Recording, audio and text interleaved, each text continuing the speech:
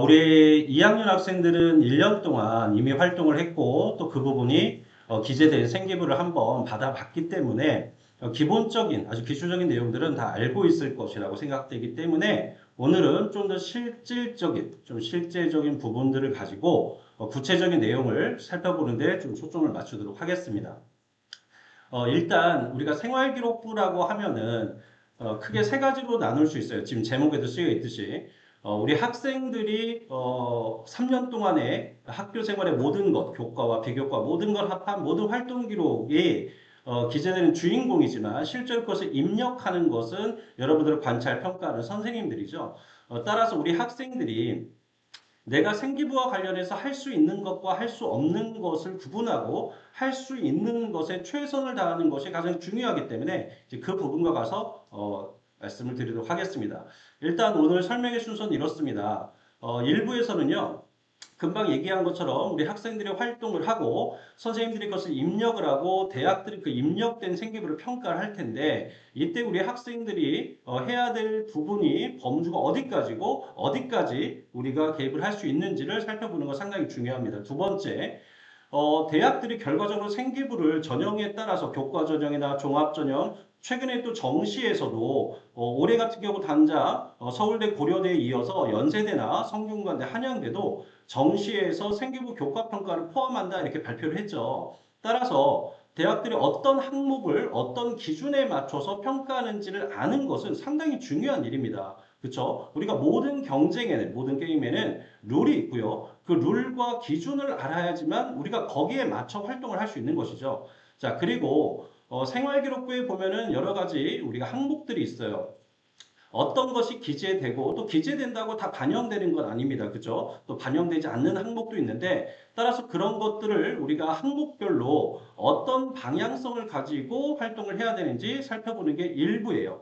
자, 그리고 2부에서는 아까 우리 부원장님께서 얘기했지만 가장 어떻게 보면은 오늘 생활기록부 관련한 설명의 가장 핵심이라고 할 수 있는 실질적인 우리 학생들이 이미 졸업한 선배들인데 제가 양해를 구해서 약간 좀 변형은 하긴 했지만 잘 돼 있는 생기부를 우리가 함께 분석하고 어떤 부분들에서 우리가 주의를 해야 되고 또 어떤 부분을 강조해야 되는지 아는 것은 정말로 중요한 일이겠죠. 따라서 사례 분석을 통해서 그런 부분을 살펴볼 거고요. 또 우리가 자기활동 기록지를 제가 항상 저랑 상담하는 친구들에게는 강조를 해요. 우리는 자기평가서라는 걸 통해서 선생님들에게 우리 활동을 어필할 수가 있는데 이때 자기평가서를 쓰기 위한 자기만의 기록지 상당히 중요합니다. 또 이것은 나중에 3학년 때 우리가 종합전형을 쓰게 되면 면접을 봐야 되는데 그 면접 준비를 자기 스스로 아주 훌륭하게 해낼 수 있는 그 기초 자료가 되기 때문에 제가 이 자기활동 기록지를 좀 강조할 예정입니다. 그리고 마지막에는 생기부와 관련된 전반적으로 우리가 사전 질문도 받긴 했는데 오늘 설명회를 진행하는 중간에도 우리 학부모나 우리 학생들 여러분께서 또 궁금하신 사항이 있으면 채팅창에다가 남겨주시면은 나중에 우리 Q&A 시간에 제가 대표적인 질문 몇 개를 모아서 답변을 드리도록 하겠습니다. 자, 보겠습니다. 우리 학생들은 금방 얘기한 것처럼 모든 학교 생활의 주인공입니다. 수행평가도 하고요. 또 책 한 권을 읽어도 우리는 감상문을 쓰게 되고요.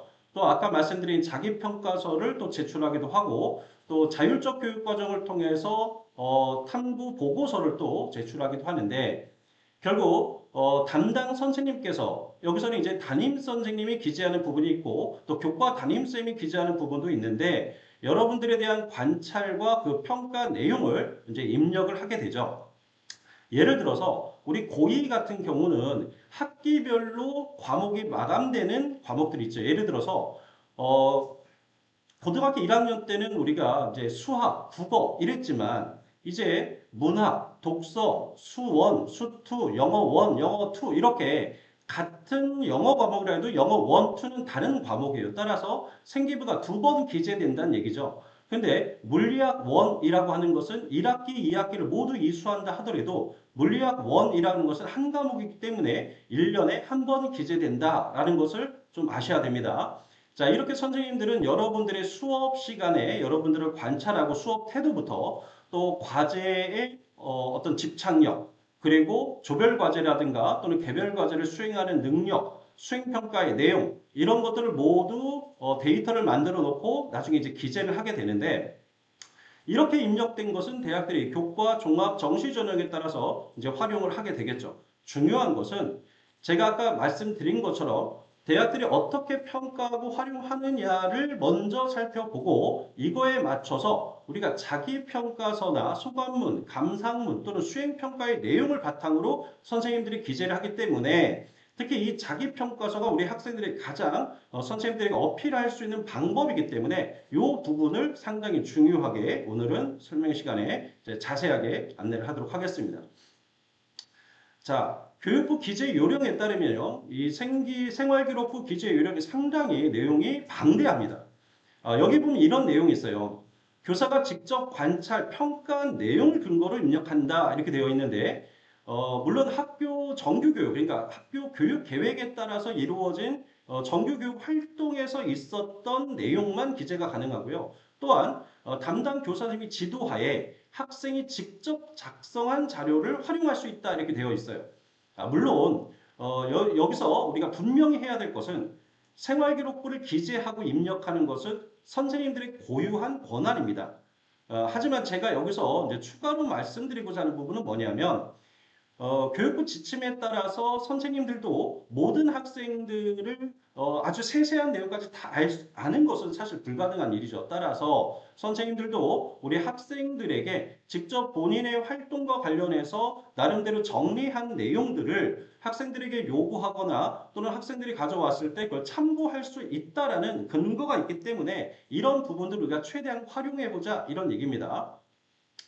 자, 그러면 자기평가서에 어떤 내용이 들어가는 게 좋으냐? 우리가 이제 교과 수업을 듣다 보면 스스로 어떤 의문을 품고 어떤 개념을 익힌 과정에서 문제인식을 가지고 스스로 주제를 정하고 자료를 수집하고 탐구한 경험들이 있을 거예요.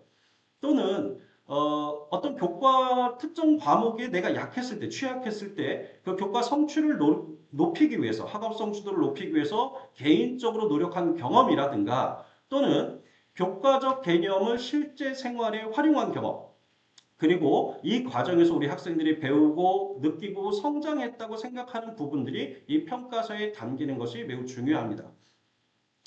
자, 대학들은요, 크게 보면은 이 세 가지 역량, 학업 역량, 진로 역량, 공동체 역량, 이 세 가지 항목을 생활기록부의 가장 대표적인 평가 항목으로 정하고 있어요. 물론 대학마다 조금씩 다르긴 하지만 일반적으로 이 세 가지 항목이 중요하다 이런 얘기인데요. 자, 보통 공동체 역량은 한 20% 내외로 반영이 돼요.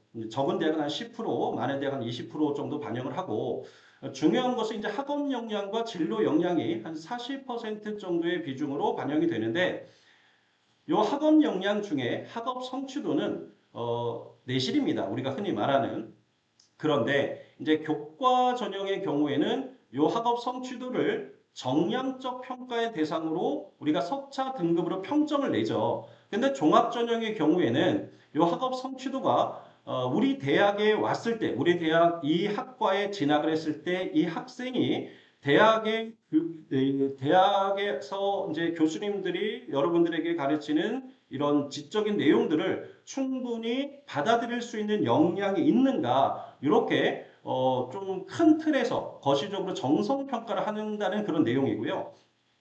또 학업 태도라고 하는 것은 말 그대로 학업에 참여하는 태도니까 이것을 통해서 여러분들의 성실성이라든가 또는 자기주도적인 어떤 학습 능력 그리고 과제 수행 능력 이런 것들을 우리가 평가를 한다는 얘기예요. 자, 그럼 학업 역량 중에서 가장 중요하게 보여주는 부분은 바로 탐구력입니다. 이 탐구력이라고 하는 것은 일단 전공과 상관이 없어도 돼요. 전공과 상관이 없이 우리가 국어든 과학이든 또는 수학이든 간에 모든 과목은 그 과목 내적으로 성취 기준이라는 게 있어요. 그 성취 기준에 도달하는 과정에서 우리 학생들이 단계적으로 지적 호기심을 발동하고 아까 말씀드린 것처럼 스스로 문제의식을 가지고 탐구해 나가는 그 과정을 중시합니다. 결과보다는 과정을 상당히 중시한다는 거예요. 자, 그리고 진로 역량에서 전공 관련한 교과 이수 노력을 최근에 가장 또 중시하는 항목 중에 하나예요. 그래서 우리 인천 지역에서는 이걸 꿈들의 교육과정, 공동교육과정 이렇게 부르고요. 우리 부천 지역에서는 이것을 클러스터 교육과정, 예, 마찬가지로 공동교육과정이죠. 우리 학교의 교육과정 편제상 내 진로와 관련한 과목이 편제되지 않았을 때 이렇게 공동교육을 통해서 타 학교에 개설된 과목을 이수한다거나 또는 시도교육감이 승인한 외부 교육기관에서 개설한 강좌를 이수한다라고 했을 때 그럼 과목으로 이수는 되지 않지만 생기부에 기재는 되죠. 몇 시간 이수 이런 식으로. 자, 이런 것들을 통해서 우리 대학들은 여러분들이 전공과 관련한 이런 교과적인 내용을 성취도를 높여나가기 위해서 어느 정도로 노력을 했는지 이것을 살펴본다는 얘기예요. 학교 교육과정에 있었음에도 또는 공동교육과정을 이수할 수 있는 환경에 있었음에도 그 과목을 이수하지 않았다면 당연히 낮은 평가를 받을 수밖에 없을 거예요. 그래서 우리는 이제 2학기에 만약 지금 이제 1학기 중이니까 이번 2학기에 공동교육과정을 이수를 한다면 아마 7월 둘째 주 정도에 수강 신청을 해야 될 것이고요. 또 내년 3학년 1학기 이제 마지막 기회죠. 3학년 1학기에 공동교육과정을 이수하려고 한다면 이제 12월 둘째 주 정도에 아마 이수를 수강 신청을 해야 될 거예요. 자, 그리고 전공 관련 교과 성취도는 이제 계열에 따라서 만약 이공계 학생이라고 한다면 당연히 수학과 과학 성적을 또 집중적으로 들여다보겠죠. 또 반대로 우리가 인문 사회 계열 학생이라고 한다면 국어, 영어, 사회 과목이 또 중요하게 평가가 될 거예요. 따라서 학업 역량에서의 학업 성취도와 진로 역량에서의 교과 성취도는 다른 영역이 될 수가 있습니다. 자, 그리고 우리가 비교과 활동에서 또 과세특에서 가장 중요하게 평가되는 지점은 바로 진로 탐색 활동과 경험이에요. 본인이 정한 어떤 진로의 방향과 관련해서 각 교과를 심화하고 있는지 또는 다른 이육 과목과 연계해서 융합적인 과정으로 확장을 하고 있는지 이런 부분들을 그러니까 심화와 확장의 부분을 이제 들여다보는 것이죠.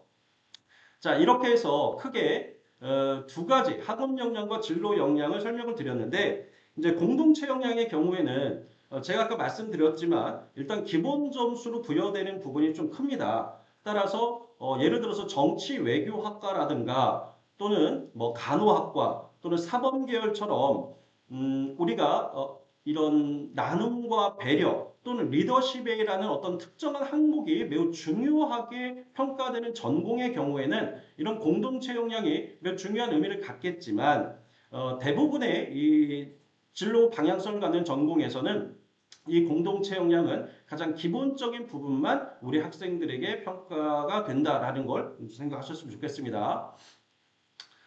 자, 여기 보시면 서울대부터 국민대까지 서울에 있는 중상위권 대학들이 생활기록부를 어떻게 평가하는지 그 평가 기준을 한번 정리해 봤습니다. 자, 여기에 보면 서울대의 경우는 균형 있게 기술하는 것을 권장한다 이렇게 되어 있죠. 연세대는 자기주도적 학습 과정과 관심 분야에 대한 역량을 갖추기 위한 노력, 자, 이런 것들을 권장하고 있고요. 고려대는 구체적인 활동, 자, 한양대 과정 중심적 기재, 중앙대는 의미 있는 활동을 중심으로 구체적인 기재. 자, 경희대도 여기 보면 과정. 자, 과정이라는 말이 상당히 많이 나오죠. 여기 국민대도 의미 있는 활동 과정과 함께 노력을 통해 성장하는 과정을 파악할 수 있도록 역량을 구체적으로 자, 눈치채셨나요? 결국 대학들이 가장 강조하고 있는 생기부의 평가 기준은 두 가지 키워드예요. 집중성과 다양성이라고 이렇게 볼 수가 있는데, 자, 예를 들어서 집중성이라고 하는 것은 1학년이나 또는 2학년 때부터 본인이 어떤 진로와 관련해서 이제 명확하게 방향이 정해졌을 때, 뭐, 화학이다, 생명이다, 심리학이다, 정치 외교학이다, 이렇게 정해졌을 때 그와 관련한 탐구에 집중하는 것이죠. 국어에서 특정 도서를 읽고 감상문을 쓴다 하더라도 자기 진로와 맞추면 되는 것이고 수학 시간에도 수학적 개념을 이용해서 자기가 진로로 정한 부분에서 어떻게 그 수학적 원리들이 활용되고 있는지를 탐구한다거나 자, 근데 여기서 중요한 것은 단지 진로와 연결시키는 것만으로는 부족하고요. 과정을 보여주는 게 상당히 중요하다는 거예요. 아주 높은 수준의 탐구 주제를 정할 필요도 없어요. 우린 전문가가 아니라 학생입니다. 학생의 본분이라는 것을 절대 망각해서는 안 되고요. 교과 수업 시간에 배운 그 개념에서 한 단계, 두 단계 심화시키는 과정. 그리고 중요한 것은 결과보다는 과정이 구체적으로 드러나야 한다라는 것이 중요한 거죠. 또 하나의 키워드는 다양성이라고 그랬는데 모든 과목을 다 진로에 맞추는 것보다는 자기 진로와 연결시킬 수 있는 또 직간접적으로 연계가 높은 과목은 그렇게 하는 것이 당연히 도움이 되겠지만 그렇지 않은 과목에 있어서는 우리 4차 산업혁명 시대에서 또 하나의 키워드는 융합입니다. 융합적 인재죠. 따라서 어떤 다양성을 가지고 활동하는 것도 필요하다. 다만 이 키워드를 중심으로 제가 정리를 하다 보니까 이런 결과를 얻게 됐습니다. 무슨 말이냐면 다양성에만 초점을 둔 학생의 경우를 선호하는 대학은 없습니다. 여기 보시면 서울대나 연대, 고려대, 성균관대, 서강대처럼 최상위 그룹에 있는 대학들의 경우에는 집중적 탐구를 강조하면서도 다양성을 함께 기재하는 것, 특정한 형식을 선호하진 않는다. 그 학생의 특성을 파악할 수만 있으면 된다는 거예요. 하지만 한양대부터 건대, 동대, 홍대, 숭실대까지를 보면 대부분의 대학들은 뭐예요? 다양성보다는 집중성에 초점을 맞추고 있다는 거예요. 최근에 자율전공이 우리가 흔히 말하는 무전공, 자율전공 유형 1, 2가 있는데 자율전공이 확대되면서 많은 학생이나 학부모들이 과세특을 꼭 진로와 연결시키지 않아도 되지 않냐 이런 질문들을 하시는데 그렇습니다. 만약에 자율전공을 진학을 목표로 한다면 그렇게 해도 됩니다. 즉 다양성만 가지고도 자율전공을 쓸 수 있는 것이죠. 그러나 우리가 자율전공만을 목표로 생기부를 채울 수는 없어요. 전공 단위, 학과 단위에 세부 모집 단위에도 지원을 해야 되기 때문에 만약에 집중성을 갖춘 이런 생기부를 가졌다면 우리는 자율전공도 쓸 수가 있는 것이고 학부 단위도 쓸 수가 있고 전공 단위도 쓸 수가 있는 것이죠. 따라서 저는 다양성과 집중성 하나만 선택하라고 한다면 당연히 집중성에다가 저는 포커스를 둬야 한다 이렇게 생각을 합니다.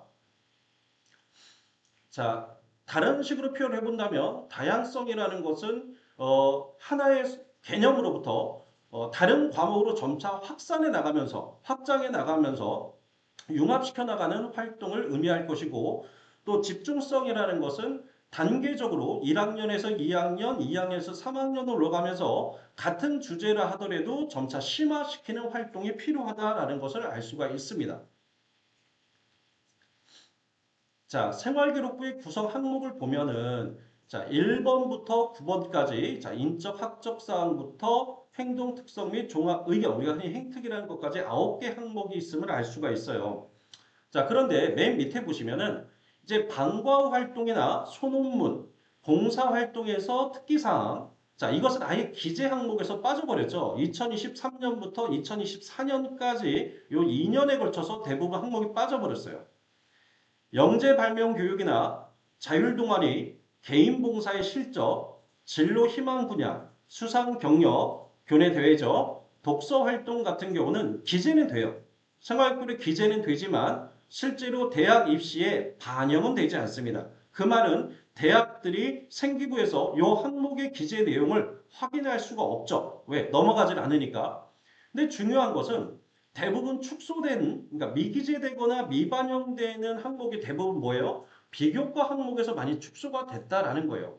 따라서 생기부는 크게 교과 영역과 비교과 영역으로 나눌 수가 있는데 점차 최근의 변화 방향은 경향성은 비교과의 축소 그리고 교과 영역의 어떤 비중이 확장되는 그러한 경향성을 보이고 있다라고 할 수 있겠습니다. 자, 먼저 인적 사항은 대입에 반영되지 않습니다. 출결의 경우에는요, 당연히 그 교과 전형에서도 경희대 같은 경우는 봉사와 출결을 교과 정량 평가로 활용을 해요. 하지만 이 출결이 정량적으로 평가된다 하더라도 미인정 결석, 미인정 지각이나 이런 경우에만 영향을 미칩니다. 특히 미인정 결석이 하루 있다, 이틀 있다 문제되지 않습니다. 대학에 따라서 3일 또는 4일이라는 기준을 두고요. 그 기준 일수를 넘어섰을 때 이제 감점이 시작됩니다. 자, 우리 학생들 모두 성실한 학생이라고 생각하기 때문에 이 부분도 넘어가겠습니다. 자, 수상 경력 반영되지 않고요. 자격증 인증줄도 반영되지 않습니다. 자, 그리고 2024년에 고등학교 입학한 학생부터 이 학교폭력 조치사항 관리 항목이라는 게 새로 신설이 됐고 이제 기재가 되죠. 학교폭력 조치사항은 1호부터 9호까지 그 경중에 따라서 있게 되는데 우리 학생들도 요거에 해당되는 학생이 없다고 생각하고 설명하지 않겠습니다. 자, 학교폭력 조치사항은 올해 당장 고3들이 2026학년도부터 대입에 반영돼요. 자, 이제 제일 중요한 것 바로 6번 항목의 창의적 체험활동 상황과 7번 항목의 교과학습 발달 상황인데요. 창의적 체험활동 상황, 먼저 자율활동을 보면 1500바이트로 기재를 합니다. 우리 한글 한 글자가 3바이트로 입력이 되기 때문에 우리 한글로 따지면 500자 분량이 될 거예요. 1년에 한 번 기재합니다. 이 창의적 체험 활동은 보통 이 자율활동이라는 것은 학교 선생님들이 담임쌤이 이렇게 기재를 해요. 어떤 내용들을 기재하냐면 먼저 공동체 역량을 강화하는 내용들. 예를 들면 우리 자치 활동을 하죠. 학교에서 학생 자치회 임원 활동을 했다. 그런 내용들이 기재되거나 또는 내가 임원은 아니었어도 학교에서 임원을 선출하는 과정에서 구성원으로 참여했다면 민주주의적 시민의 어떤 덕목을 함양하는 기회라고 보고 또 그런 것들을 기재를 해줍니다. 근데 문제는 그런 활동은 개인의 특성을 드러내기가 좀 어렵습니다. 물론 아까 말씀드린 것처럼 행정학과나 정치외교학과나 이런 특수학과라고 한다면 이런 리더십과 공동체 역량이 상당히 중요한 의미를 가질 수 있겠지만 다른 전공들은 개인의 특성, 자신의 진로 역량을 보여주지는 좀 못하겠죠. 따라서 최근에 많은 고등학교들이 과거의 자율활동에서 양성평등 교육이나 또는 교권 침해와 관련된 어떤 교육이나 장애인 인권 교육 이런 것들로 대부분 채웠으나 최근에는 이 자율활동에서 학생의 개인적 특성을 보여줄 수 있는 어떤 창의 과학 활동이라든가 또는 진로 탐색 및 진로 체험 활동, 그러니까 이런 것들은 원래 진로 활동에 기재되기도 하는데 최근에 자율활동에 이런 진로 탐색과 어떤 자신의 전공과 관련된 교육 프로그램이라든가 또는 캠프에 참여했던 경험이라든가 이런 것들을 기재해주거나 또는 좀 열정적인 담임쌤 같은 경우는 학급 특색 활동이라고 있어요. 그런 학급 특색 활동을 몇 개의 그룹으로 나누고 학생들에게 본인의 어떤 진로와 연결시킬 수 있는 활동을 1년 동안 활동을 하고 그런 내용들을 또 기재를 해주기도 합니다. 자, 이제 동아리 활동의 경우에는 마찬가지로 500자 분량, 1500바이트인데 그렇죠. 동아리 활동이야말로 과sek특 다음으로 학생들의 개인적인 진로 역량을 보여줄 수 있는 상당히 중요한 항목이라고 볼 수가 있어요. 자율 동아리가 이제 미반영 항목이 되면서 정규 창체 동아리가 상당히 중요해졌고, 이미 1학년 때 우리 학생들은 동아리 원하는 동아리에 가입하지 못하고 탈락한 경험도 아마 많은 학생들이 했을 거예요. 하지만 본인의 진로와 연계성이 낮은 동아리에서 현재 활동하고 있다 하더라도 동아리 선생님과 상의를 해서 얼마든지 자신의 진로와 연계시키는 활동을 해 나갈 수 있다라고 저는 보여지고 실제로 대학들도 진로와 무관해 보이는 동아리 안에서도 자신의 어떤 경험이 구체적으로 자신의 역량을 적극적이고 자기 주도적으로 확장해 나가는 모습을 확인할 수만 있다면 그런 활동도 무방하다라고 평가를 하고 있습니다. 하지만 중요한 것은 얼마나 실증적인 활동을 하고 있느냐라는 구체성에 달려 있다고 보여지고요.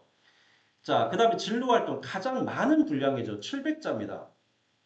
이 진로 활동도 학교에 따라서 또는 학생에 따라서 아주 좀 천차만별이에요. 그 수준이. 가장 전형적인 진로 활동의 기재 내용들을 보면 우리 뭐 진로 적성 검사 결과라든가 또는 그 진로 적성 검사에 따라서 뭐 탐구형, 논리형 뭐 이런 어떤 형으로 나왔을 때 뭐 몇 개 학과를 전공을 추천을 받고 그 전공이나 학과와 관련해서 스스로 정보를 탐색하고 보고서를 쓰고 뭐 이런 내용들이 많이 기재가 되기도 하지만 최근의 변화 경향성을 보면은 이 진로 활동도 상당히 중장기 프로젝트를 수행한 학생들의 구체적인 탐구 활동이 기재되는 경우를 많이 볼 수가 있고 또 실제 그런 학생들이 좋은 성과를 냅니다.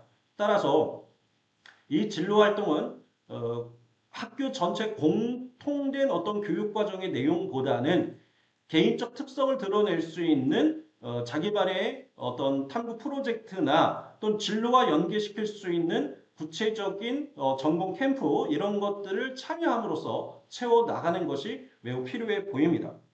그러니까 일반적인 내용보다는 개별적이고 그리고 추상적인 내용보다는 구체적인 내용이 담겨야 한다는 얘기죠. 자, 그다음 이제 봉사활동 실적의 경우에는 최근에 개인 봉사는 대입에 미반영됩니다. 하지만 학교 계획에 따른 봉사는 이제 반영이 되죠. 다만 이 학교 계획에 따른 봉사라고 하는 것은 같은 학교에 재학 중인 경우에는 대부분 뭐 학교 주변의 환경 정화 활동이나 이런 걸로 채워지죠. 따라서 내용은 큰 의미가 없어 보입니다.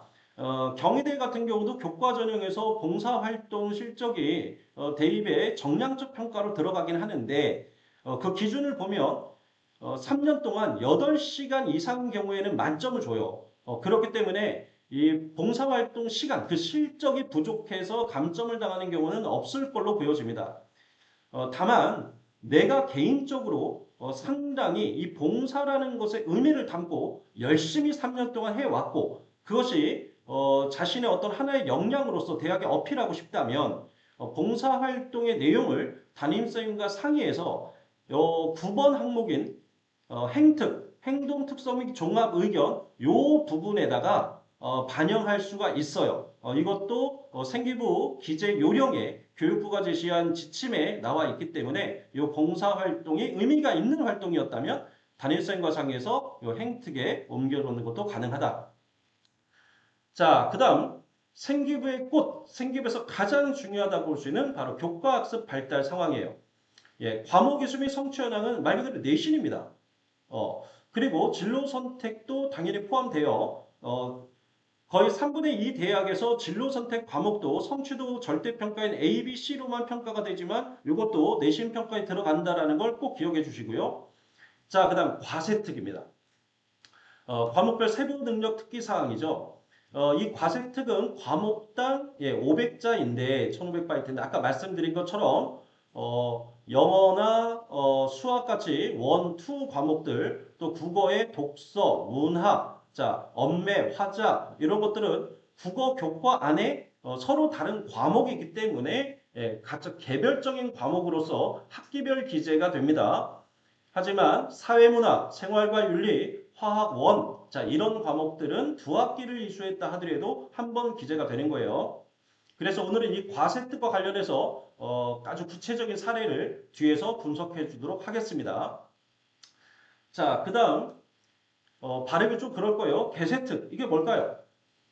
자, 이 개세특이라는 것은 개인별 세부 능력 특기 사항이에요. 우리가 이제 과목별 세특이 쭉 나오고 맨 마지막에 500자로 추가 기재되는 부분들인데요. 이 개세특의 경우에는 대부분의 일반고라면 다 똑같아요. 뭐냐면 우리 기말고사 끝나고 우리 수업량 유연화에 따른 학교 자율적 교육과정이라는 게 있어요.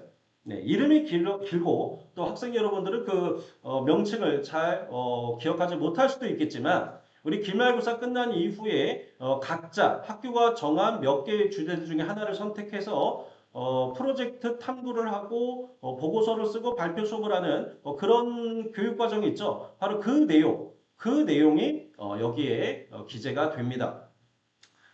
그런 학교 자율적 교육 과정이 아니라면은 제가 일부 선생님들한테 듣기로는 자율활동에 기재해야 되는 항목 중에 아까 뭐 학급 특색 활동 같은 경우가 있는데 그런 학급 특색 활동을 요 개세특에다 적어주기도 해요. 기준은 뭐냐면 특정 교과에 담기는 애매한, 그러니까 경계가 애매한, 하지만 교과 학습과 또는 본인의 진로를 강화하기 위한 개념학습과 관련된 활동의 경우에는 뭐 요 개세특에 기재를 할 수 있다는 거죠. 자, 그리고 이제 독서 활동의 경우에는 실제로 미반영 항목이 되면서 대부분 지금 과세특으로 넘어가 있죠. 그래서 뭐 수학 시간에도 또는 우리 1학년 때 보면 통합사회라든가 또는 한국사 시간에도 우리 책 한 권씩 읽고 감상문을 썼을 때 그게 세특에 한 줄 정도 들어가잖아요. 그죠? 어떤 책을 읽고 그와 관련해서 어떤 것들을 배우고 느꼈는지 과세특으로 이렇게 옮겨서 기재가 가능합니다. 자, 행특의 경우에는 이제 세 가지 역량이 고르게 담겨야 된다라는 것만 생각하고 있으면 될 거예요. 자, 예를 들어서 아까 말씀드린 학업 역량, 그러니까 우리가 특정 내 진로가 만약에 수학과 과학과 가장 밀접한 관련이 있는 전공이라면 그 수학과학적 역량을 키우기 위해서 내가 어떤 노력을 해왔고 또 내가 부족한 과목을 성취도를 높이기 위해서 어떻게 학습을 해왔는지 어떤 계획을 세우고 본인 스스로 노력을 해왔는지 이런 내용이 들어갈 수가 있고요.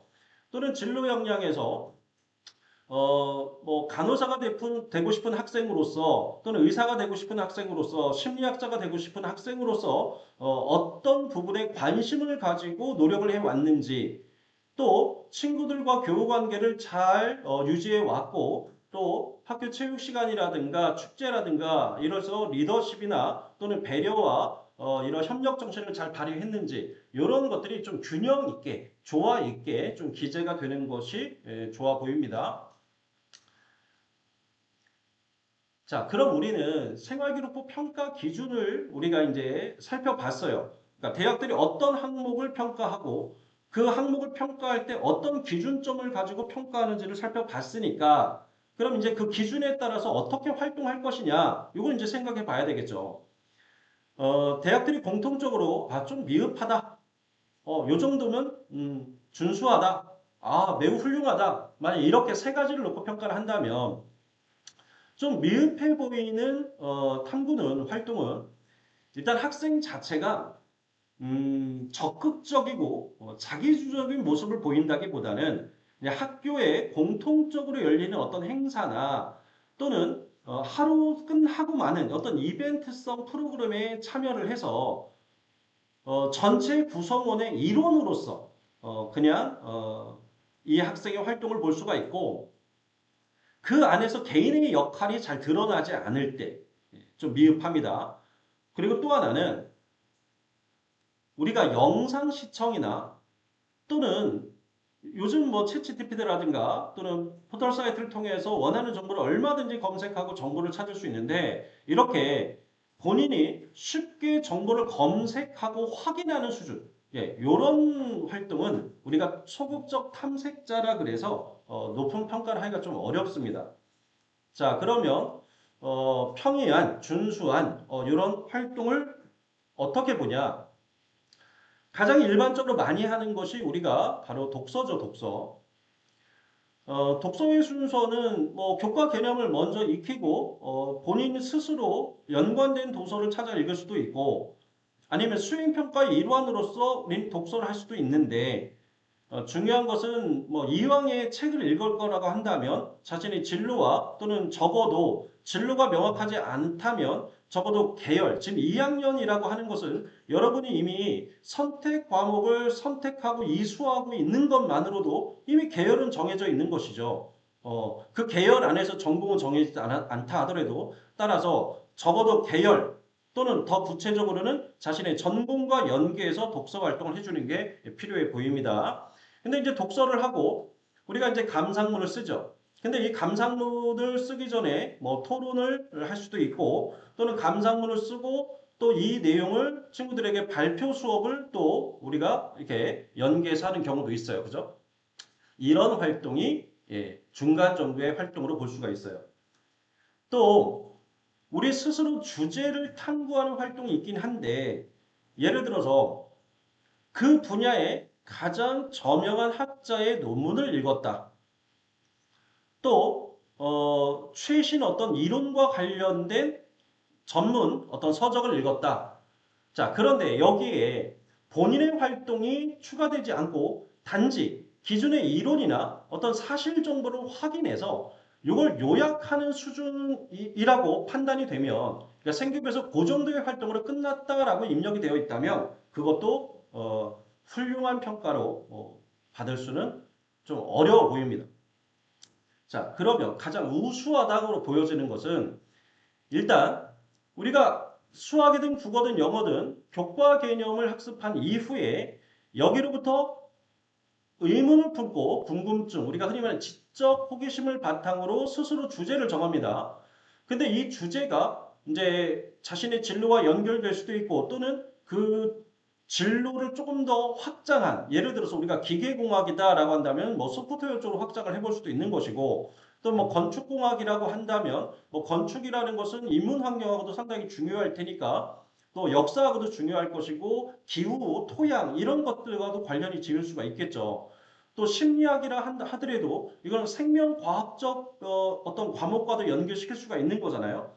따라서 이렇게 넓히거나 깊게 들어가서 실생활의 문제와 적용해 보는 것이 상당히 중요합니다. 또는 어떤 프로그래밍과 관련된 어떤 전공을 희망하는 학생이라면 당연히 스스로 앱을 뭐 제작해 본다거나 어플리케이션을 제작해 본다거나 이런 활동들 스스로 뭔가 만들고 그 과정에서 실패를 해도 좋아요. 시행착오를 겪고 오류가 있어도 좋습니다. 그런 부분들을 스스로 어떻게 극복해 나가는지의 과정이 상당히 중요하다는 거죠. 자, 그래서 대학들은 이구동성으로 이런 실증적 탐구 활동을 가장 우수하다고 얘기를 하고 있는 거예요. 그러니까 우리가 연역적, 균역적 탐구를 통해서 여러분들의 인문사회과학이든 그게 자연공학적이든 그 분야에서 충분히 내가 대학에 가서 또는 대학을 졸업하고 이후에도 그 분야에서 활동할 수 있는 기본적인 탐구 역량이 있다라는 걸 보여주는 게 상당히 중요하다는 거죠. 그래서 가설을 세우고 그 가설을 입증하기 위한 자료를 수집하는데 예를 들어서 우리가 이 중간 과정에서 보면은 왜 가설을 이렇게 세웠는지는 선행조사를 통해서 가설을 세울 수도 있는 것이고요. 그리고 자료를 수집하는 방법을 뭐 질문지법, 설문지를 만들어 조사를 할 수 있는 것이고 기존에 있던 문헌을 연구할 수도 있는 것이고요. 뭐 학생들이 뭐 화학이나 생명 같은 경우는 또 실험을 해볼 수도 있는 것이죠. 간단하게나마. 자, 이렇게 중요한 공통점 키워드는 뭐냐? 바로 두 가지예요. 뭐냐면 자기 주도성과 과정이죠. 구체성입니다. 아까 제가 대학의 평가 기준을 통해서 그 부분을 강조를 했기 때문에 충분히 이해했을 거라고 보여집니다. 그래서 우리는 과세특을 기재하든 이제 우리가 이제 2부에서 잘된 생기부를 분석한다고 그랬는데 그 생기부들을 보면 공통적인 부분들이 있어요. 그러니까 여기서 우리가 잘된 생기부라고 하는 것은 꼭 서울대를 가고 연대를 가고 고려대를 가는 생기부만이 아니에요. 뭐냐면 3등급짜리 학생이 2등급대 대학을 가는 거고 2.5등급 학생이 1점대 후반 학생들만 갈 수 있다는 시립대나 경희대를 뚫어낸다면 그 생기부가 좋은 생기부죠. 근데 그런 생기부들의 공통점은 이런 것들을 포함하고 있습니다. 주제가 있다면 그걸 왜 하게 됐는지 그 계기가 있어요. 근데 이 계기가 뜬금없고 어떤 비약하는 것이 아니라 수업 중에 있었던 본인의 경험을 바탕으로 심화 탐구가 시작되거나 또는 융합 탐구가 시작되는 거예요. 그리고 제일 중요한 건 어떻게가 반드시 들어가야 됩니다. 무엇을 했다, 뭐 했다, 이건 있는데 어떻게 했느냐, 이게 없다면 대학들은 좋게 평가를 할래야 평가할 내용이 없는 것이죠. 그리고 이 어떻게라는 걸 통해서 스스로 무엇을 성장시켜 나갔는지가 드러나는 겁니다. 그리고 그걸 할 수 있는 것이 바로 선생님들이 고유한 권한이다 보니 일부 선생님께서는 나는 학부모님들은 아니면 학생의 의견이든 전혀 반영하지 않겠다. 이것은 내가 그냥 쓰고 여러분들에게 오타 정도만 확인을 시켜주겠다라는 선생님이 물론 계십니다. 근데 예를 들어서 생기부를 꼭 기재하는 시점에 선생님을 찾아가서 어필하지 말고 가장 중요한 거는요. 그때그때입니다. 즉 어떤 활동이 끝났을 때 미루지 말고 바로 선생님을 그 직후에 찾아가서 선생님, 저는 진로 방향성을 이렇게 정했는데 이번에 했던 이 활동이 저에게 이러이러한 의미에서 상당히 큰 유의미한 어떤 활동이었다. 그래서 제가 이것을 왜 어떻게 했는지 또 무엇을 좀 배우고 느꼈는지에 대해서 간단히 정리해 왔는데 선생님 이거를 제 생기부 이번에 꼭 반영이 됐으면 좋겠습니다. 라고 미리 선생님과 소통을 한다면 아마 저는 반영해주는 선생님이 상당히 많을 것이라고 보여집니다. 근데 선생님들이 이미 데이터 정리가 끝나고 포트폴리오 정리가 끝나고 기재가 다 끝난 시점에서 여러분들이 와서 무엇을 바꿔달라, 뭘 빼달라 라고 하는 것은 그것은 월권 행위로 보일 수밖에 없는 것이죠. 따라서 가장 중요한 건 수시로 선생님들과 진지한 또는 진솔한 이런 소통이 상당히 중요하고 이 자기평가서가 그 과정에서 활용될 수 있는 도구라고 보여집니다. 자, 먼저 과세특을 볼 텐데요. 그러니까 창체는 우리가 이제 자율활동, 동아리 진로는 개별적 성향도 있고 또 일반적인 내용도 있고 해서 시간 관계상 오늘 하지 않을 거고요. 이 과세특에 좀 집중하도록 하겠습니다. 어,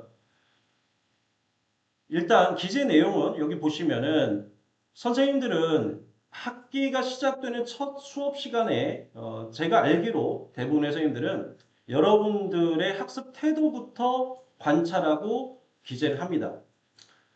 물론 이례적으로 어떤 특정한 행동이나 특정한 태도만 가지고 단정 짓지 않을 거예요. 한 학기 동안에 여러분들이 보여주는 어떤 태도의 종합적인 어떤 평가가 누적돼서 기록이 될 것이고 그리고 어떤 교과 개념을 어느 정도 이해하고 있는지, 또 과제 수행 능력, 그리고 가장 중요한 건 뭐다? 바로 그 개념의 실제 활용 능력이에요. 문제 해결 능력. 요걸 잘 보여줘야 된다는 것이죠.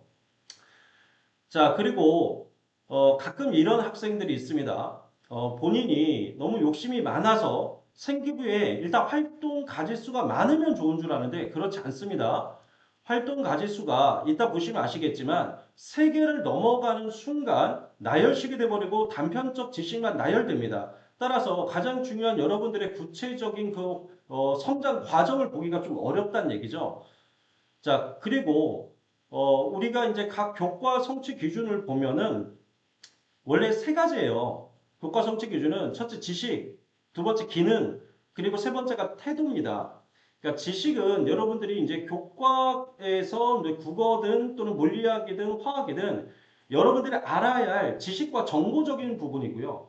그리고 기능이라고 하는 것은 그렇게 얻은 지식과 개념을 여러분들이 어느 수준까지 활용할 수 있는지를 보여주는 것인데 이런 서술 형식에 따라서 그게 좀 달라진다는 거죠. 예를 들어서 어떠한 사실을 이해하고 그것을 설명할 수 있다로 끝나는 학생이 있는가 반면에 어떠한 개념을 익히고 그 개념을 어떤 주제와 연결해서 이런 과정을 통해서 이것이 어떻게 활용된다는 것을 확인하고 이를 통해서 학생의 문제 해결 능력을 보여줬다 또는 문제 해결 능력을 함양했다 이렇게 기재되는 학생이 있는데 엄청난 차이죠. 따라서 구체적인 탐구 과정이 잘 제시가 되어야 된다는 것이고요.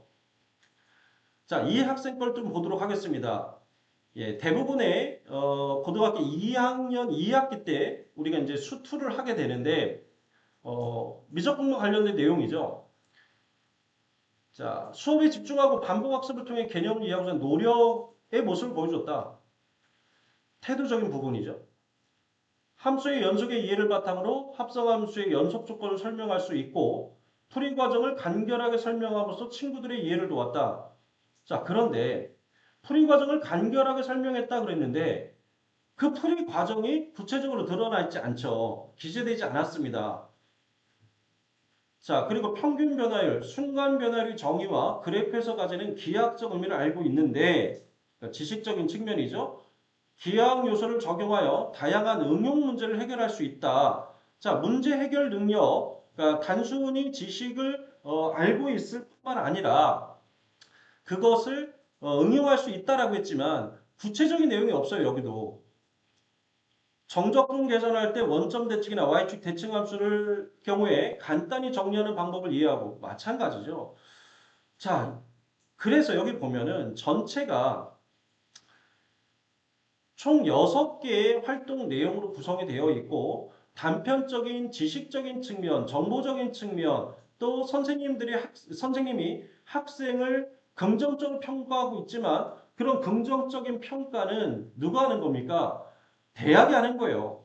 또는 교과 담임쌤이 그 학생을 긍정적으로 평가하더라도 그 긍정적인 평가를 뒷받침할 수 있는 구체적인 근거가 이 세특에서 확인이 돼야 된다는 것이죠. 근데 이 세특엔 그런 게 없어요. 자, 근데 이 학생은 보면 두 가지의 활동 내용으로 구성이 되어 있습니다. 자, 매시간 적극적인 수업 참여가 돋보이는 학생이다. 수업 분위기 조성에 크게 기여를 하고 있는데 경제학과 수학의 연관성을 탐구했다라는 걸 통해서 이 학생이 경상 계열에 지금 관심을 갖고 있고 진학할 계획이 있음을 보여줍니다. 그래서 첫 번째, 경제학에서의 극한은 어떤 물건의 가격 변동을 예측하는 데 사용할 수 있다고 말했는데 그 구체적인 예로 장난감 가격이라는 예를 통해서 수요와 공급을 알기 쉽게 설명했다. 두 번째, 미분으로 비용, 수익, 이익을 최적화하는 데 사용된다고 이해했는데 자, 이 수익에서 비용을 차감한 값이고 이익을 최대하기 위해서는 이익 함수를 미분하여 기울기가 0이 되는 지점을 찾는 것이 중요하다라는 것을 설명했다. 어때요?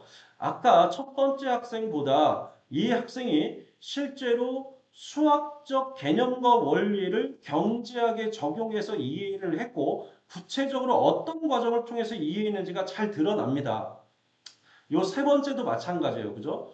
적분으로 총수익을 계산할 수 있다. 그런데 수익을 함수의 적분값으로 계산한다고 설명했고 이런 걸 통해서 수학적 개념을 능숙하게 활용할 수 있다는 걸 보여준다는 것이죠. 자, 분명히 이 두 개의 사례만 보더라도 여러분들 스스로가 이 두 번째 사례 B에 해당되는 요 생기부가 이 과세특이 훨씬 더 여러분 스스로가 이 학생을 모르는 학생이지만 이 학생이 구체적으로 어떤 과정을 통해 성장해 나가고 있는지가 또는 진로와 관련해서 그 역량을 키워나가고 있다, 노력하고 있다라는 것도 확인이 가능하다라는 것이죠. 자, 세 번째 보겠습니다. 이 친구는 총 4가지 항목으로 구성이 되어 있네요. 수학을 진지하게 탐구하는 학생으로 수학적 사고를 바탕으로 개념이 실제 적용되는 원리를 알아가며 즐기는 모습이 인상적이다. 평가입니다, 그냥. 근데 이런 평가만 있으면 안 된다고요. 이런 평가를 이 친구가 수학을 좋아하고 수학적 원리를 알아가면서 즐기는 학생이구나라는 것을 내용을 통해서 평가가 가능해야 돼요. 사익값 정리역은 성립하지 않음을 발례를 통해 증명했고 여기부터 여기까지가 바로 사익값 정리역이 성립되지 않는다라는 것을 학생이 알아낸 과정입니다. 자, 네 번째를 보면 수학 주제 탐구 활동에서 전깃줄의 선형 밀도는 길이에 대한 질량의 도함수임을 발견하고 자, 요걸 통해서 이 학생의 진로 방향이 아마 전기전자공학 쪽이라는 것을 간접적으로 확인할 수 있어요. 자, 이걸 발견하고 관련 공식과 이를 바탕으로 실제 계산한 결과를 정리했다. 세함수의 곱의 미분법을 미분계수의 정의를 이용해서 증명하고 함수의 개수가 늘어나도 일정한 법칙에 따라 구할 수 있음을 확인하고 자세히 정리했다. 도함수의 부호를 조사하여 3차, 4차 함수의 그래프를 그린 후에 지오지브라 앱을 이용해서 그린 그래프와 비교하고 극대값과 극소값이 존재할 때 그래프가 어떻게 변하는지 결과를 정리했다. 어때요? 제가 좀 빨리 읽긴 했지만 그 과정이 단계적으로 학생의 탐구 과정이 마치 지금 앞에서 이 학생이 탐구하고 있는 것처럼 아주 구체적으로 확인이 가능하다는 거예요. 자, 그럼 다른 과목을 볼까요? 자, 이제 생명과학입니다. 자, 생명현상의 특성을 마인드맵으로 정리하고 그림을 추가로 나타내어 교재를 만들어 봤다. 생명공학자가 하는 일, 생물의 다양성, 유전, 생물과 생명공학자에 대해 조사하여 발표하면서 생명공학자로서 인류의 미래에 기여할 수 있을 거라 자신만의 포부를 밝혔다. 자, 저는 이런 내용은요. 초등학생이나 중학생들의 학예회에서는 할 법한 그런 내용이라고 봐요. 생명공학자가 하는 일이 생물의 다양성과 유전을 연구하는 것이다. 이걸 탐구해야 알 수 있는 건 아니잖아요. 그죠? 또 생명공학자가 인류의 미래에 기여할 수 있는 직업이라는 거, 또 그런 생명공학자가 되겠다라는 포부는 누구나 할 수 있는 것이죠. 그죠? 이런 포부를 밝히는 것도 물론 뭐 기재할 수 있어요. 입력할 수 있어요. 그러나 이 뒤에서 충분히 그것이 뒷받침되는지 한번 보겠습니다. 감염성 질병에 대해 배운 후에 자, 이런 부분은 도입은 좋아요. 그러니까 본인이 어떤 탐구를 할 때 그 탐구를 하게 된 계기가 무엇인지가 이렇게 짧게나마 드러나는 게 필요하다는 얘기죠. 자기주도적으로 인플루엔자 증상과 예방법을 조사하고 정리했는데 어떻게 조사했는지 일단 조사 방법이 나오지 않았어요. 연도별 발생 현황은 그래프로 예방법은 귀여운 그림으로 그린 인포그래픽을 제작했다. 자, 예방법을 인포그래픽으로 제작을 한 것은 뭐 의미가 있어요. 그런데 뭐 귀여운 그림으로 뭐 그렸다라는 것은 의미 없는 수식이죠. 중요한 것은 이 인포그래픽을 제작할 때 이 학생이 어떤 부분에 포인트를 두고 즉 인포그래픽이라는 건 시각화시키는 거잖아요. 정보를. 그럼 이러한 정보를 시각화시키는 과정에서 본인이 이런 생명과학, 과학적인 정보를 인포그래픽으로 만들 때는 어떤 부분에 사실 전달 부분에 더 강조를 해야 되는 것이 미적인 부분에 더 강조를 해야 되는 것인지 어느 부분에 포커스를 두고서 이걸 제작했고 또 이 제작하는 과정에서 어떤 것을 배우고 느꼈는지 아마 그런 것이 있었다면 훨씬 좋았겠다라는 생각이 듭니다. 평소 산업화와 기술 발전으로 인해 파괴되고 있는 지구 환경에 관심을 가지고 어느 지구주의자의 시선이라는 책을 읽었죠. 생명공학 기술의 발전을 통해 생태계의 복지와 회복을 위해 노력해야 하고 생태계에 대해서 생물과 비생물이 공생할 수 있도록 해야 한다는 의견을 발표했다. 마찬가지예요. 좀 식상하고 좀 진부합니다. 꼭 이 책을 읽지 않더라도 우리는 생명공학 기술을 통해서 어떤 생물과 비생물이 공존할 수 있는 어떤 이 지구 생태 시스템에 기여할 수 있는 것에 우리가 노력해야 된다는 것은 우리가 사실 일반적으로 이미 알고 있는 이야기고요. 기후위기로 빙하가 녹으면서 발생한 펭귄의 피해에 대해 발표했고 이를 해결하기 위한 생명과학적 기술을 소개했다. 그 기술이 무엇인지가 나왔다면 얼마나 좋았겠습니까? 그렇죠? 자, 아까 수업 2 사례의 A 사례와 뭐 같은 그런 지금 문제를 드러내고 있습니다. 자, 생명과학 부장으로 책임감 있게 활동을 했고 생명 현상에 대한 개념 이해 및 자료를 분석하는 능력이 뛰어나다. 좋은 긍정적인 평가예요. 당뇨를 주제로 한 탐구 보고서에서 공복혈당 장애와 내당능 장애, 당뇨의 종류, 치료법, 합병증에 대한 정보를 체계적으로 정리했다. 탐구 주제도 일단 괜찮아 보입니다. 그런데 좀 아쉬운 부분은 뭐냐면, 아마 제가 알기로 생명과학 원이라는 과목의 세 번째 단원이 항상성과 몸의 조절이라는 단원일 거예요.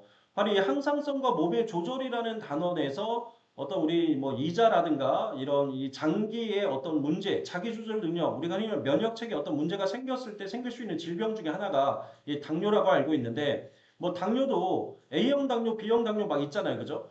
그러니까 이렇게 학생 수준에서 교과 개념을 연계해서 거기로부터 출발해서 한두 단계 심화하는 게 더 좋은 좋지 않았을까 이렇게 생각이 들어요.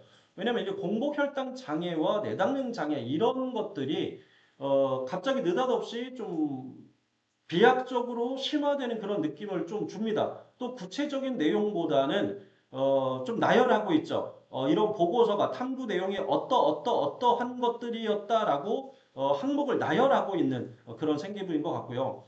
자, 두 번째, 영상 탐구 활동으로 삶은 달걀을 날달걀을 되돌리는 흥미로운 주제를 선택했다 이렇게 되어 있어요. 그죠? 주제 자체가 흥미롭긴 합니다. 그런데 내용을 쭉 읽다 보면은 이 실험을, 이 탐구를, 실험을 이 학생이 한 게 아니에요. 결국 이 생기부의 요 항목의 본질은 영상 탐구 활동이에요. 그러니까 다른 사람이 어떤 전문가일 수도 있고 다른 학생일 수도 있는데 다른 사람의 실험 모습을 영상을 통해 보고 그것을 통해 어떤 새로운 지식과 정보를 알았다라고 하는 그래서 1단계 내지 2단계 정도 초입에 있는 그런 탐구 활동으로 보입니다. 그러니까 우수한 탐구로 보이지 않는다는 얘기죠. 근데 세 번째를 보면은 뭐 고분자성 섬유로 만든 생체 인공 혈관에 대해 조사를 하고 정보를 공유했는데 그 내용이 여기는 좀 구체적으로 나옵니다. 그리고 생명과학 2 시간에 요거를 좀 더 심화 탐구해보고 싶다라는 추후 활동 연계 계획까지 좀 포함되어 있어요. 좀 아쉬운 주제는 신선할 수 있겠지만 조금 아쉬운 그런 생겨봅니다. 이 학생의 생기부는요, 실제로 이제 앞에 학생이 내신 성적은 훨씬 좋아요. 그런데 대부분 이제 교과 전형으로 합격을 했는데 이 친구는 제 기억이 맞다면 2점대 초중반 학생인데 내신 한 2.2 정도 되는 학생인데 실제로는 1.6에서 1.7 정도의 학생들이 합격한다는 경희대학교 유전생명공학과에 아마 합격한 학생의 생기부로 보입니다. 자, 이해가 되지 않는 부분을 적극적으로 질문하는 학생이었고, 또 실험, 우리 이제 자연공학 계열에서는 이 실험과 관련된 연역적 탐구 역량이 상당히 중요한데, 그런 것들을 실행할 수 있다는 걸 구체적으로 쓰여져 있죠. 흥분의 전도와 전달에 대한 탐구 활동을 했는데, 어떤 것을 이해했고, 어떤 것을 설명할 수 있고, 또 그 개념을 확장해서 신경계 관련 질병 치료제에 대해 조사를 발표했다.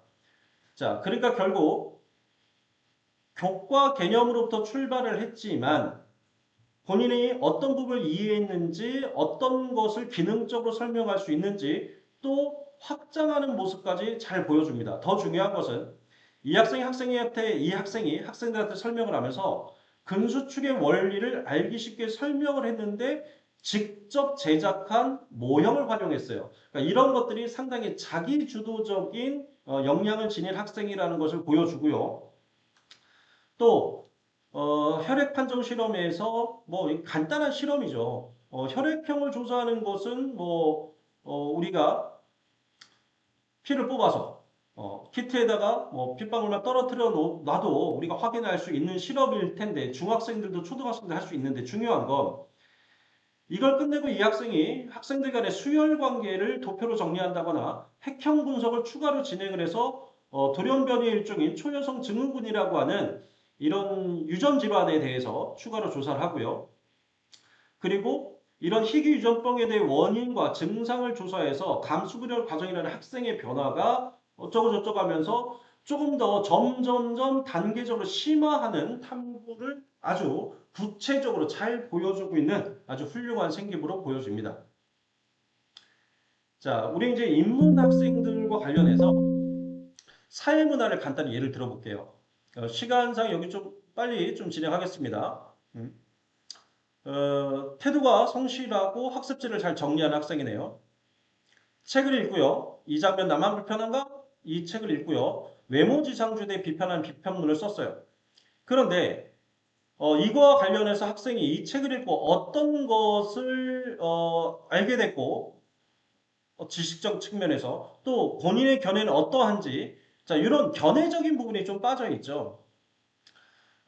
그리고 사회 현상을 탐구하는 양적 연구와 질적 연구를 학습하고 양적 연구란 가설 설정과 개념의 조작적 정의를 통해서 뭐뭐 하는 특성이 있고 질적 연구는 겉으로 드러나지 않는 행위자의 어떤 심층적 동기를 아는 적합한 방법이다.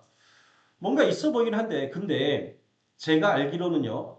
사회문화 교과서에 이 양적 연구와 질적 연구의 특성이 그대로 지금 이 생기부에 기재되어 있는 이 내용과 똑같은 내용이 교과서에 있는 걸로 알고 있어요. 자, 무슨 말이냐? 이 생기부의 특징은요. 학생 스스로 어떤 심화 탐구 활동을 했다기보다는 수업 시간에 선생님한테 배우거나 또는 교과서만 읽어도 알 수 있는 그 교과의 가장 기초적인 지식 내용이 정리되어 있다라는 얘기예요.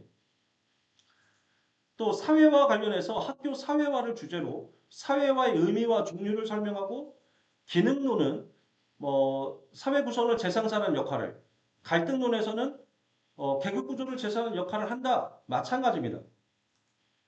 제가 아는 한, 이 내용도 기능론과 갈등론에서 학교를 어떻게 보느냐 하는 것도 교과서에 그대로 나와 있는 수준에 불과하다. 따라서 이 생기부는 주제는 괜찮은데 본인만의 자기만의 특성을 보여주는 탐구력을 보여주는 내용이 좀 미흡하다 이렇게 보여집니다. 사회학적 기본 개념의 이해도가 높은 학생이다. 사회문제 주제 탐구 활동에서 부모의 연고지에 따른 정치 성향이 자녀의 정치 성향에 미치는 영향, 정말 사회학자들이나 조사할 법한 그런 주제를 잡았네요. 자, 이 학생도 성적 대비 종합 전형으로 생기부 경쟁력으로 상당히 상향에 성공한 학생인데요. 중요한 건 이런 주제를 전문가 수준의 주제를 정해놓고 본인 스스로 탐구를 하지 않고 이미 다른 사람의 탐구 결과만 옮겨놓는 수준이라면 좋은 평가를 받을 수가 없어요. 근데 이 친구를 보면 인터넷 설문조사를 활용한 질문지법으로 자료를 직접 수집했고요. 그리고 본인이 통계 처리를 해서 가설을 검증을 했습니다. 그리고 이 과정에서 교과 개념, 즉 집단 편향이라는 개념을 이용해서 본인의 관심사인 어떤 정치학과 관련해서 정치 외교학과 관련해서 역량을 키워 나갔다라는 것을 이렇게 사회과학적인 탐구 역량이 뛰어나다라는 선생님의 평가를 충분히 뒷받침할 수 있는 그런 내용이었죠. 사회보장제도 중 공공부주가 지닌 문제점, 그 대안을 제시하는 보고서를 썼죠. 낙인, 복지병의 문제가 있을 수 있고 그래서 생산적 복지를 확대해야 된다는 내용. 이건 좀 일반적인 내용이긴 합니다. 하지만 이 부분에서 상당히 좋은 평가를 받을 수 있었다라고 보여집니다. 자, 이렇게 해서 우린 구체적인 한 8가지 정도의 사례를 좀 살펴봤고요. 이미 여러분들은 탐구 보고서를 어떻게 써야 하는지 그 절차적 과정이나 보고서 양식은 다 알고 있을 거라고 보여집니다. 특히 학교마다 또 학교 선생님들마다 보고서 양식이 조금 다르기도 하기 때문에 하지만 가장 일반적인 것을 제가 몇 가지만 얘기를 해본다면 일단 주제를 정할 때는요. 너무 어려운 주제를 택하지 마세요. 1학년 때, 2학년 때 했던 주제가 있고 그것을 조금 더 심화하는 과정에서 조금 어려운 주제를 잡는 것은 괜찮지만 너무 전문가 수준을 잡았을 때는 그것이 오히려 독이 될 수가 있어요. 교과 개념에서 출발하세요. 그리고 우리가 수많은 비문학 글을 읽죠. 모의고사 문제를 풀다 보면은 상당히 많은 글들을 읽게 되는데 그때 자기 계열이나 진로와 연관된 글도 많이 접할 수가 있어요. 근데 그런 비문학 글들을 보면 기승전결이 아주 잘 갖춰진 아주 훌륭한 글들입니다. 그 글의 논리에 따라 그 글에서 제시하고는 방향성에 따라 탐구를 하고 탐구 보고서를 좀 우리가 기초를 개요를 좀 참고해 볼 수가 있는 것이죠. 거기다 이미지 자료라든가 이런 것도 좀 첨부해 볼 수가 있는 것이고요. 서론에는 보통 왜 내가 이걸 탐구하게 됐는지 주제 선정의 계기가 본론에서는 이제 탐구 내용을 이제 소주제로 나눠서 한 3개, 4개의 소주제로 나눠서 세분화시키고 결론에서는 탐구 내용을 요약하고 본인이 배우고 느끼고 깨달은 점, 성장한 점, 그리고 참고 문헌을 이제 명시해 주는데 자, 이것은 꼭 보고서의 양식만은 아닙니다. 이런 보고서의 내용은 선생님들이 일일이 나중에 세특을 기재하기 위해서 일일이 다 다시 읽어보기가 좀 어려울 수 있어요. 따라서 본인이 썼던 감상문, 소감문, 보고서라고 한다면 이러한 것들을 여러분들 스스로 별도로 기록을 해놓는 게 좋아요. 그래야 자기 평가서로 활용하기도 좋습니다. 자, 예를 들어서 우리가 어떤 특정 과목 또는 창체와 관련된 동아리 자율 진로 활동에서 어떤 특정 활동을 했다면 하루 이틀 지나기 전에 그 당일날 곧바로 내가 이 활동을 왜 했지? 내용은 뭐였지? 그래서 결론은 뭐였지? 내가 뭘 참고했지? 여러분들이 알아볼 수 있는 수준으로 간단하게 정리만 하세요. 메모 형식이어도 좋습니다. 그리고 중요한 건 결과적인 부분에서 내가 뭘 배우고 이 과정에 성장했는지를 이 부분을 잘 기록해 놓으세요. 왜냐하면 이런 내용들이 나중에 여러분들이 고3 때 면접 보러 가서 요즘 면접은요. 수능 일을 전후해서 수능 한 달 전, 수능 한 보름 후 요 범위 안에서 면접이 이루어집니다. 따라서 면접을 준비하기가 수능 전에 볼 때는 매우 시간적으로나 어, 어떤 여유가 없을 수 있는데 이런 활동 기록들을 잘 기록해 놓은 학생들은요. 두 가지 효과를 볼 수가 있는 거예요. 자기 평가서를 바로 작성해서 선생님한테 제출할 수가 있고 면접 대비를 스스로 그 자료를 누적시키고 있는 것이다 라고 할 수 있습니다. 정말로 강조합니다. 후회하지 마시고 지금부터라도 늦지 않았습니다. 예, 아직 세 학기 남았으니까 꼭 기록해 놓으시기 바랍니다. 자, 생활기록부의 집중관리 시점은 이미 1년 동안 여러분들 경험을 했기 때문에 이 시기가 매우 중요하다는 걸 알 수 있을 거예요. 기말이 끝난 시점, 방학이 들어가기 직전, 선생님들은 이 시기가 과세특을 정리하고 여러분들에게 오탈자나 또는 본인의 활동이 맞는지 검수하는 그런 기간이죠. 그리고 실제로 수정하는 기간은 방학 기간에 수정을 하실 것이고 1학기 과세특은 8월 31일, 2학기 과세특은 내년 2월 28일 기준으로 마감이 됩니다. 따라서 여러분들은 이 기간에 이루어지는 학교 자율적 교육 과정의 주제를 잘 선택하시고 여기서는 내신과 무관하기 때문에 수행평가에서 하기 어려웠던 또 심화 활동을 여기서 구체적으로 진행을 해서 여러분들의 어떤 개별적 특성을 보여주는 것이 매우 중요하다고 보여지고요. 그 다음에 자기평가서를 반드시 활용해라. 자, 이건 양식이 없는 거예요. 자, 이건 양식이 없어요. 그래서 예를 들어 보면, 예를 들어서 요번에 문학이다. 그러면 문학 시간에 있었던 활동 한 네다섯 개가 있다. 그럼 그 중에 한 두 가지 정도가 매우 중요하다라고 본인이 판단하시면 활동 1, 활동 2 이렇게 나눠서 활동 1을 하게 된 계기, 내용, 결과, 배우고 느끼고 깨닫고 성장한 점 이런 것들을 간단히 메모 정리해서 선생님한테 소통할 때 찾아가신다면 충분히 선생님들이 활용을 해 주실 것이라고 믿습니다. 자, 그리고 자 이제 마무리하겠습니다. 생기부 관리 이것만 꼭 기억해 두세요. 진로에 대한 진지한 탐색 필요합니다. 왜? 진로라고 하는 것은요. 내가 무엇이 되고 싶다, 무엇을 하고 싶다라고 할 때 그 과정에 있어서 어떤 역량이 필요한지를 반드시 확인해야 됩니다. 왜? 그 진로 역량을 확인해야 이 진로 역량을 성장시키기 위한 활동을 하는 것이죠. 그런데 이런 진로 역량을 확인하지 않고 우리가 활동을 하게 되면 단지 흉내내기에 불과합니다. 예. 그냥 논문 베껴서 요약하는 정도에서 그친다는 얘기죠.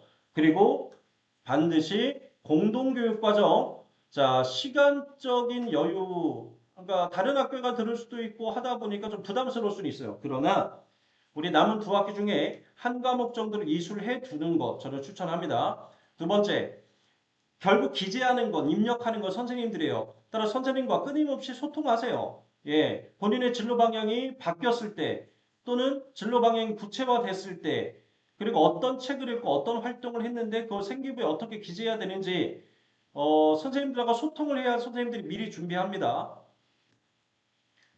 그리고 자기활동의 기록지 꼭 남기라고 얘기를 했고요. 이것이 자기평가서의 기초가 될 수 있어요. 자, 그리고 기말고사 이후에 우린 집중해야 됩니다. 그런데 따지고 보면 학기 중에 우리가 중간고사, 기말고사, 수행평가 있죠. 자, 수행평가는 양면성을 지닌 거예요. 수행평가가 곧 내신이고 수행평가가 곧 과세특의 거의 절반을 차지한다. 거의 대부분을 이 수행평가로 기재하는 선생님들 많습니다. 따라서 요 시기에 요걸 잘 활용하도록 하시고요. 자, 그리고 마지막 한마디만 덧붙이자면 우리 생기부에서 가장 중요한 항목은 결국 내신입니다. 내신을 생기부와 별개라고 생각하지 마세요.